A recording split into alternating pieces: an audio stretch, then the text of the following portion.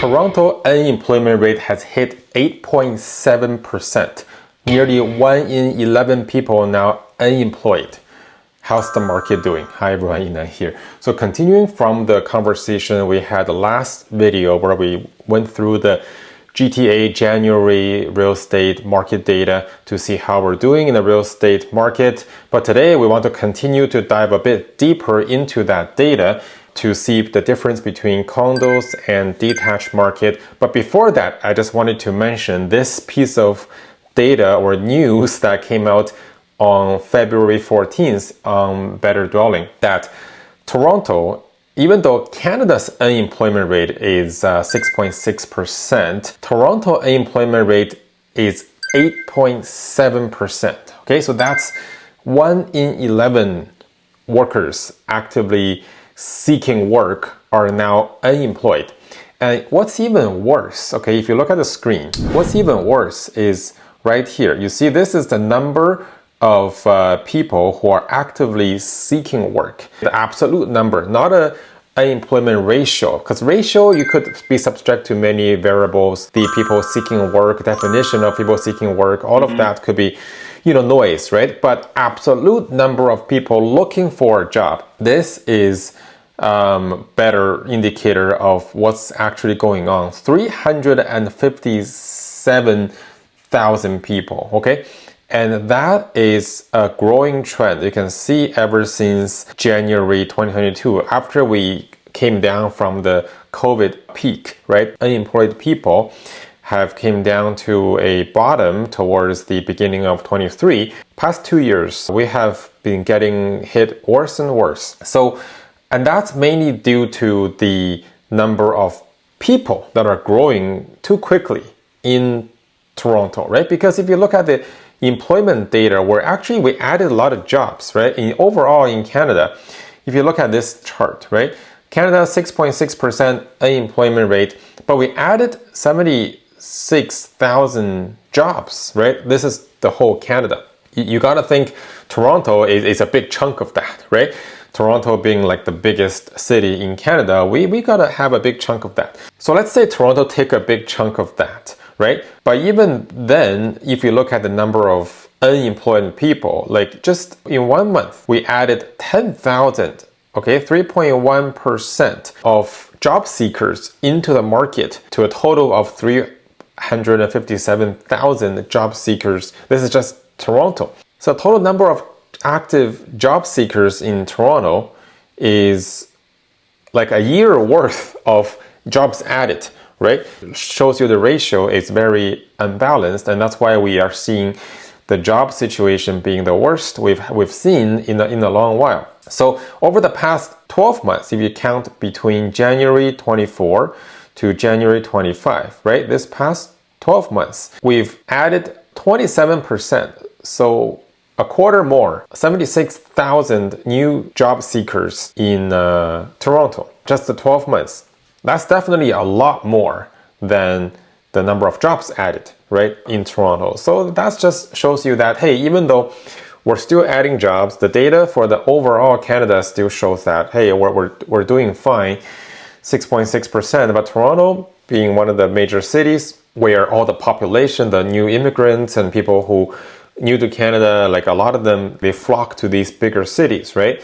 The speed of the jobs being created is nowhere near the speed needed to absorb all this new population. And that's what's causing a problem. That's why it seems so hard to find a good job in Toronto. So putting that together with our current market condition, if we look at the data we were looking at last time, but let's break it down into condos and detached, okay? So on the screen, this is all the regions for condos added. So remember last time we were talking about number of buyers, right? Well, second lowest of the 10 years. So in the condo market, this is all for condos. It's about the same, right? Condos is also second lowest, okay? The lowest number of buyers came in 2023 January, only 950 transactions for condos. 2025 we had 1161, second lowest. Okay, so we have less buyers for condos than the other 10 years. But the new listings, number of new listings is actually a problem, right? Like 4.6 6,000 new listings added in January alone, which is way more than all the other Januaries, right? You can see all the other Januaries, condos added between 2,000 to 3,000. Now we're at a 4.6 thousand. And it's almost at a highest level, even you count the other months, right? Except like COVID.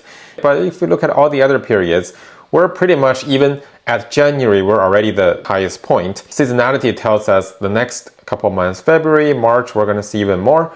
So likely it's going to grow a bit more, right? So we're easily going to peak the highest point from in terms of new listings this year. So, it's going to be hard to forecast any strong market for condos. So active listings, as a result, that we started the year at 6.9 thousand, right? Which is a lot higher than before. The highest point, even last year, 2024 January, was only 4.7 thousand, and that's already the peak. But it was not far from the rest of the years, and it kept growing, right? See, last year condo inventory, it kept growing. So this year, if we're starting at like 6.9 thousand, then how much it's gonna grow, I don't know, right? But this year, in 2025, it is also a big year for a lot of pre-construction deals to close. And the difference between 2025 and 2024 is that we have maybe similar amount of pre-construction closing. However, the average price for the pre-construction closing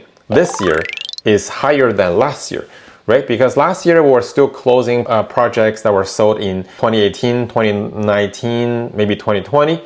But this year, 2025, we're starting to close projects sold in 2020, 2021, even 22, right? So there's more higher priced pre-construction condos that are closing in this year. So that's going to cause a bit more stress on the market because the appraisal value may not meet the price that they bought it at, right? So there's a bit more uncertainty there that may cause more panic selling. You already see a lot of them in the assignment market, which is not reflected in this data. But in general, we can see that for condos, it's a squeeze from both sides, right? The buyers are less and the sellers are more, right? Whether it's the accumulative active listings or just January, both have a lot more sellers and less buyers, and both of them are squeezing the market. So condo market, that's why it's extra slow, because there's a double-sided squeeze. Now, look at the detached market. It's a little bit different. Detached market, it's also a squeeze, but not the same amount of force from both sides, right? Let's look at the data. So on the screen, you'll see this is all detached. You can see we selected detached here. And the number of buyers, you can see it's a similar story to condos. Second lowest January. So we had 1,580, transactions for detached homes in January for detached market. And the lowest was January 2023, which is 1,384, right? So about 200 less than where we are today, but every other year was higher, more buyers than this January. Okay, so similar story. We're the second lowest of buyers for detached market for the past 10 years. But let's look at the new listings.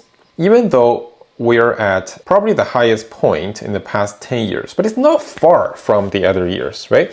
You can see we're at 5,000. But then 2018, 2019, we also had like 43.75 and 48.62, right? So they're close. They're not too far from where we are. So you can see there's not one data point that sort of stands out like the condos. Detached market, sellers are still within a similar range to the previous year despite being a bit higher. So with seasonality, we can see forecast a bit more, but it doesn't look like it's going to be as big of a difference as the condo market, right? So from the seller side for detached market, it's not as bad, right? If you look at the active listing, this is the active listing for detached. You can see that we're not even the highest point. We're at 68.32, right? The highest point was 2019 January at 7,087, right? So we're about the same level as 2018, right? 6,800 active listings. So we're still within historical range, right? We have seen this level of detached market active listings before, right? It's not like an unknown territory to us. So it's okay. Like, I mean, we're still okay, right? I mean, that's why detached markets are still selling. Like, I actually just sold one detached home in Markham last night, right? Despite it being the crazy snow out there. Detached homes are still selling. Like I mentioned in the previous video, despite being more competition, if your home able to do the proper renovation, staging, make sure it stands out and you price it correctly, there's still buyers out there. And the number of sellers, the squeeze from the seller side is not as strong as condos. Buyers, there's less, but there's still buyers, especially in the spring market. We anticipate there's going to be a seasonal increase, right, of number of buyers. So despite being more competition on the detached market, it's still within reason. So you just have to make sure your property stands out amongst your competition. And every detached home is a bit different, right? So you make sure you really amplify your strength, the home, like what really sells your home. Make sure that's really highlighted so that the buyers can see it right away and make sure you stand out from the competition. Then you're still okay. You should be able to still sell the detached homes, especially the lower price range freehold, right? Those still have a market. That's where we are. I mean, in general, if we take a quick look at the price, detached market, you're still at here, right? Still at the second highest point in history, 1.37 million. I mean, January 2022, this yellow line was the highest point, right, at 1.74. So we're still a long way to go from the peak to where we are now. But we're still higher than the rest of the Januaries. And let's take a look at condos. Condos for price were not at the peak. Condo peak was here, right? 750,000. We're the fourth. You know how detached were ranked second? Condo were ranked fourth, right? We're behind 2023 and 2024. So our average price for condos has dropped below the last 3 years, right? 22, 23, 24, and we're the fourth. 25, we're lower on average. And but we're still higher than 2020 and 2021 on average, right? But if you look at specific regions, for example, downtown Toronto, and you're going to see that we are at here, right? And we're lower than 2020. I mean, we're still on average higher than 2019. So condos average price has traveled further back into history, right? Just to show you there's a bit of difference between the regions. So in the next video, we're going to dive deeper into the specific smaller regions and downtown versus Markham, Mississauga, Oakville, Midtown. Let's see what are the differences and how these markets behave differently during the stressful market time. Okay, so stay tuned. Until next time. Ciao.